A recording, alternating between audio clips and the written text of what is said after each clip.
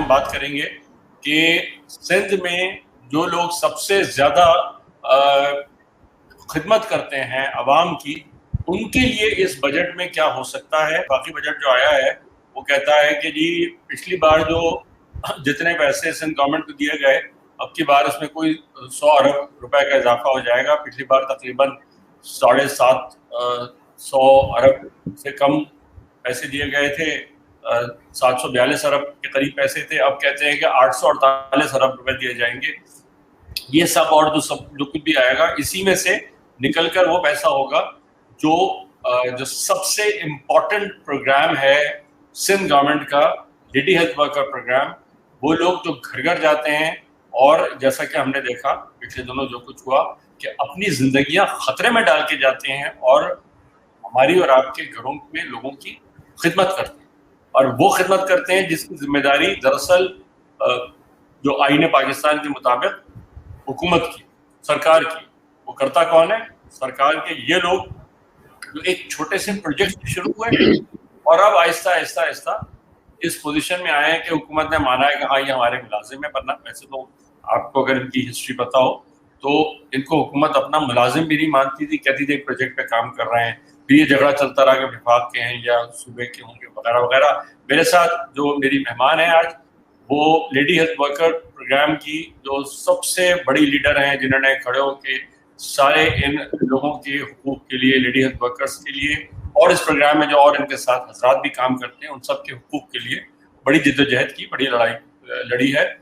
بشرا ارائیں جو اس وقت all Pakistan lady health worker union کی روح رواں اور سربراہ ہیں. اور بشرا، میں آپ کو خوش آمدید کہتا ہوں اپنے پروگرام میں.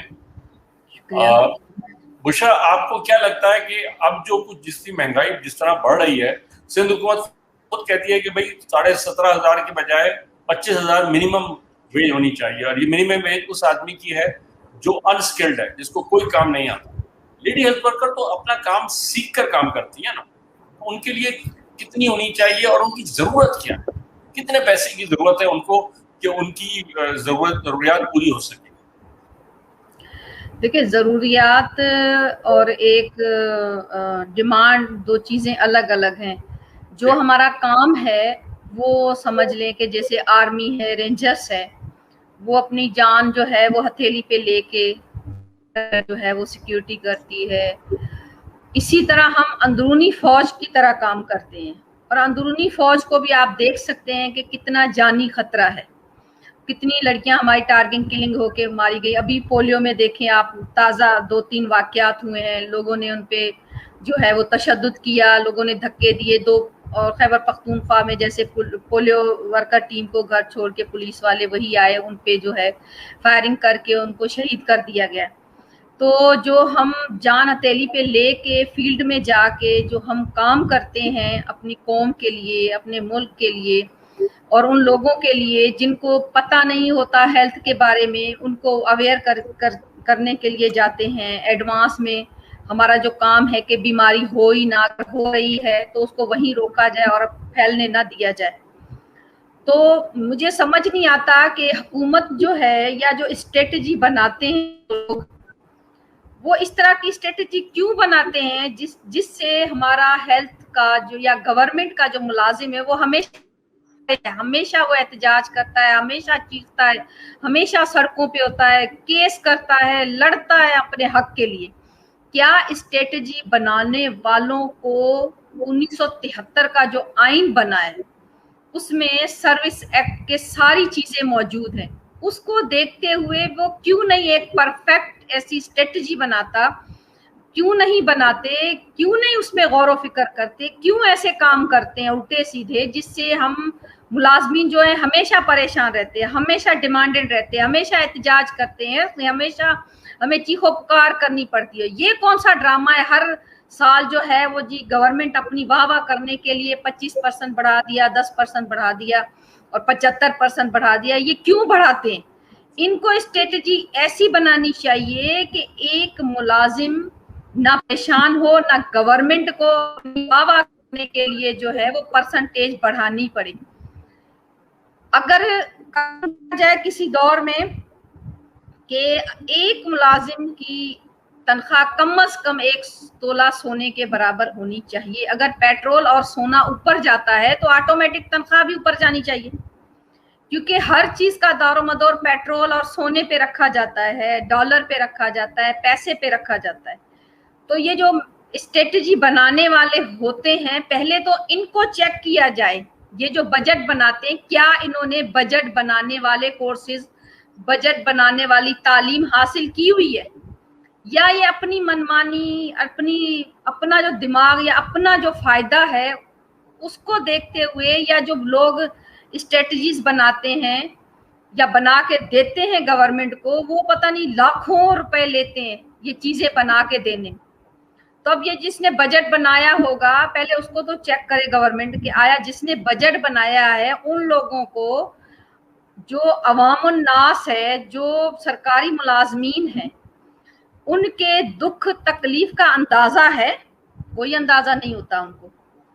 ये ड्रामा करे ही ना परसेंटेज का। गवर्नमेंट क्यों ड्रामेबाज बनी हुई है? ड्रामा है ये परसेंटेज बढ़ाना। इनको इतनी तनख्वाह रख देनी चाहिए कि जिस तरह ये महंगाई को ऊपर लेके जाते हैं, तो गवर्नमेंट की ऑटोमेटिक तनख्वाह भी वहां चली जाए। परसेंटेज का ड्रामा तो होना ही नहीं चाहिए ना।